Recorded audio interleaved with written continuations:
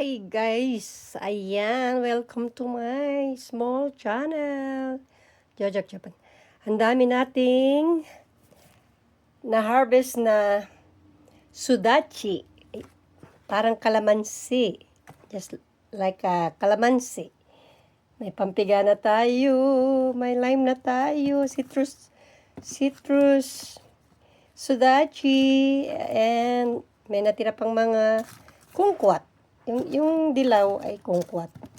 Marami pa guys. Kaya pala ang ganda, bongga siyang namulaklak. O diba? Ayan, tingnan nyo naman. Talagang ang dami ko na kukuhang mga bunga na akin ng mga tinanim. Yan ang hard work natin. Simple living here in Japan. At ayan, ito naman ay mga dahon ng sili at may basil. Pinipitas ko yung malalaking dahon. Yan. Ilagay natin sa tinola. Tago natin muna sa wrap. And then, ito yung mga herbs. Ayan. Oops. Ayan. Pwede na siyang palitan. Ayan. Bongga ka time. May ibang kulay, no? Ayan. Nilalagay ko sa akin tea. Ayan, guys. Itong susunod natin video ay yung pagbibilad ko ng mga ampalaya, bitter gourd or bitter melon, or goya in Japanese. Binibilad ko yun, gagawin ko siyang tsaa. O pwede ko din ngat-ngatin. Kaya matigas, gagawin natin bitter gourd tea. Kaya pwede siyang ibilad, of course, yes. May mga vegetable na tinda naman na dried vegetable, di ba yun na kinakain.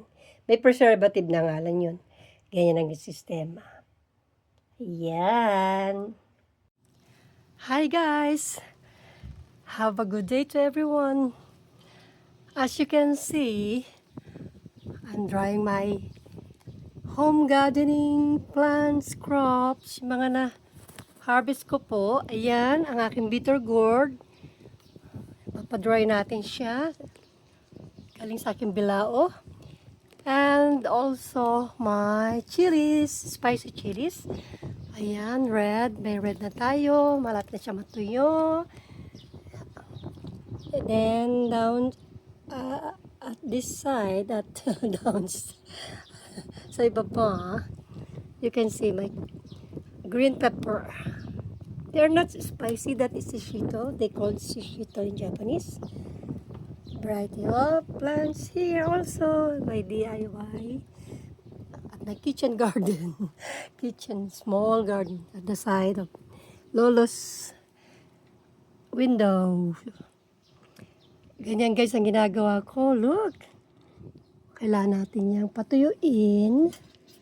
Okay. Ayan, naalis ko na itong bilao. Dito natin siya ibilad. This is my bilao. Pang harvest natin. Ganyan guys. Kailangan. Yan. Napakalaking tulong na aking mga nasa harvest. So, nakikita niyo ganyan guys. Marami na tayong mga naka-save sa bottles na mga na dry natin. Use the sunlight. Gamitin natin ng summer season. Samantalahin habang pwede. Ayan, kaka-harvest ko lang kanina. Today is July 30. Summer season 25 in Japan. July. Malapit tayo mag-August. Ito naman yung kanina rin sa chili. Yan, ito sabay ko siya in-harvest. Ito yun, dati na napili. Namula na sila.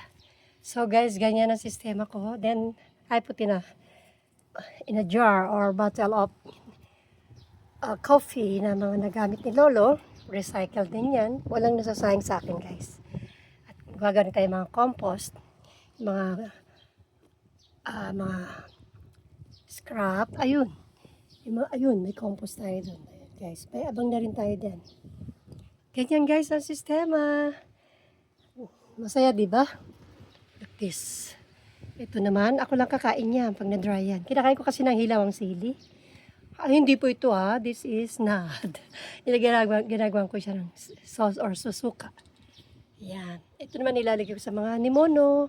Yan. Pampaganda, lasa lang na konti. Parang spike lang ba? Konting-konti lang. Then, andun yung car natin.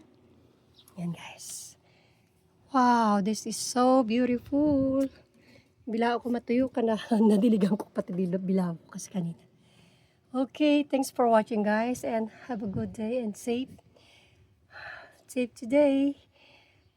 Kahit may alert tayo na tsunami from the Russia, Japan, or Hawaii also. Balita sa TV po, nanonood po tayo sa YouTube and TV na may dadating na tsunami. Diyos ko. Bahala na sa atin ng Diyos. Lord, protect us. Thank you for the blessings every day. Thank you, Jesus. In the name of Jesus, thank you so much. Okay. See you in the next vlog. Ito guys, yung aking mga binilad. Oh, tingnan nyo. Ito ay mint.